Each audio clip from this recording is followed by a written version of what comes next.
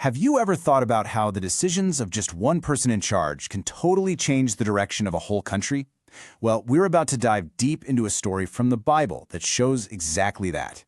It's a high-stakes showdown between two kings of Judah, one who let fear call the shots, and another who chose to lead with faith. This is the story of how their two very different paths shaped a nation's destiny. So here's our roadmap. We're going to start by looking at a king's fearful compromise. Then we'll see how that kind of thinking leads to an entire kingdom's fall. But right after that, we'll see a complete flip, a true test of trust, which leads to an absolutely miraculous rescue. And finally, we'll zoom in on a deeply personal test for the leader at the very center of it all. Let's get into it. All right, so our story kicks off with King Ahaz of Judah. Now, he inherited the throne of the legendary King David, but as we are about to see, he definitely did not inherit his faith.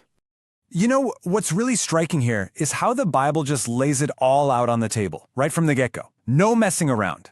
The gold standard for a king in Judah was to follow God like his ancestor David did. But Ahaz? Nope. He immediately goes in the complete opposite direction, choosing to copy the corrupt ways of other kings. And his reign just became this downward spiral of awful decisions. I mean, we're talking about adopting horrific pagan rituals, including child sacrifice. Then, when he's facing a military threat, does he turn to God? No. He panics, he acts out of pure fear, raids the temple treasury, and uses that holy money to pay off the brutal Assyrian Empire to come and save him. He even tears out God's holy altar and replaces it with a pagan design he liked from Damascus, corrupting the very heart of his nation's worship. So what this all boils down to is a timeless lesson about making decisions based on fear. Ahaz chose what he thought was an easy, short-term fix by trusting in worldly power. But all it did was drag his kingdom deeper into spiritual darkness and, ironically, put them in political debt to a foreign empire. It's a powerful warning. Now, if you want to see the long-term consequences of this kind of godless leadership played out on a massive scale, we just have to look next door to the northern kingdom of Israel. See, while Ahaz was corrupting Judah, Israel was about to face the final, catastrophic judgment for the very same sins. For 3 long, agonizing years, the Assyrian army surrounded Israel's capital city, Samaria. Imagine that. 3 years of being starved out, cut off from everything. It was a slow, painful process that ended in total disaster for the nation. And the Bible is crystal clear about why this happened.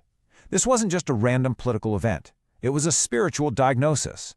It was the direct result of generations of stubborn rebellion, of turning their backs on the God who had saved them, building idols on every hill, ignoring every prophet sent to warn them, and as the text chillingly puts it, they sold themselves to do evil. But then, out of all that darkness, after his father Ahaz's terrible reign in Judah, a new king rises, his son Hezekiah, and he is a complete game-changer. He represents this incredible burst of light, a beacon of hope after so many years of spiritual decay. This is the thing you need to know about Hezekiah. It's his defining characteristic. The Bible says there was no king like him, before or after. Unlike his father, he was all in for God. And he didn't waste any time launching one of the biggest religious reformations in his country's history. And look at what he does. He doesn't just put a stop to the bad stuff, he goes on the offensive. He tears down the pagan shrines, smashes the idols. He even destroys the famous bronze serpent that Moses had made because the people had turned it into an idol. And then, in this huge act of faith, he rebels against Assyria, the very same superpower his father had fearfully paid off for protection. Well, you can imagine, this rebellion does not go over well with Assyria. They send their massive army right to the gates of Jerusalem. Their top spokesman gets up in front of the walls and starts taunting everyone, basically shouting, "Seriously, you're trusting in your God? Look at our track record. Has any God from any nation ever stopped us? What makes you think you're so special?" So this is it. The moment of truth. The pressure is on. The world's greatest army is at his door, and they're laughing at his God. Is he going to crack? Is he going to follow his father's fearful example and try to buy his way out? Or is he actually going to trust God when everything is on the line? And what Hezekiah does next is a complete 180 from his father's playbook. He doesn't go looking for another country to bail him out. He doesn't try to make a deal. He turns to the only one he truly believes can save them, God. In this absolutely incredible act of faith, Hezekiah takes the threatening letter from the Assyrian king, walks into the temple, spreads it out before the Lord, and just prays.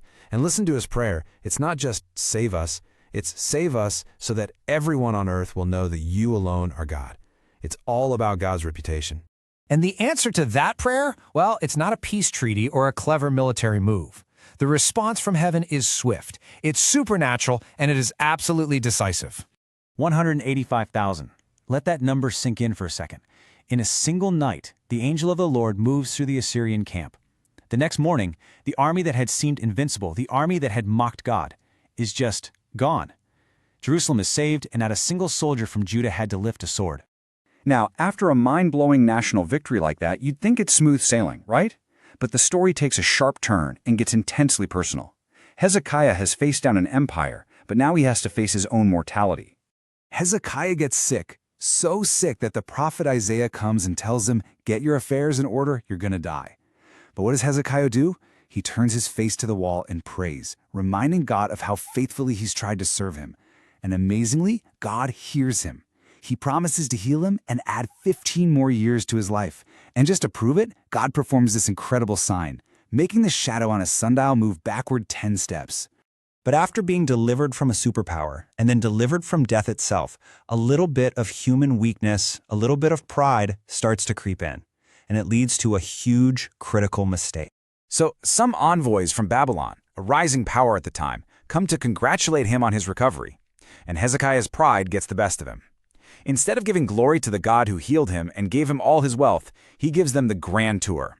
He shows them everything, all his silver, his gold, his armory. He boasts in his treasures, as if he'd gotten them all by himself. The prophet Isaiah sees this and knows immediately how dangerous it is. He confronts Hezekiah and delivers this chilling prophecy. The very nation you just showed everything to, one day they're going to come back and carry every single one of those treasures away to Babylon. Nothing will be left. His pride basically gave his future enemies a shopping list.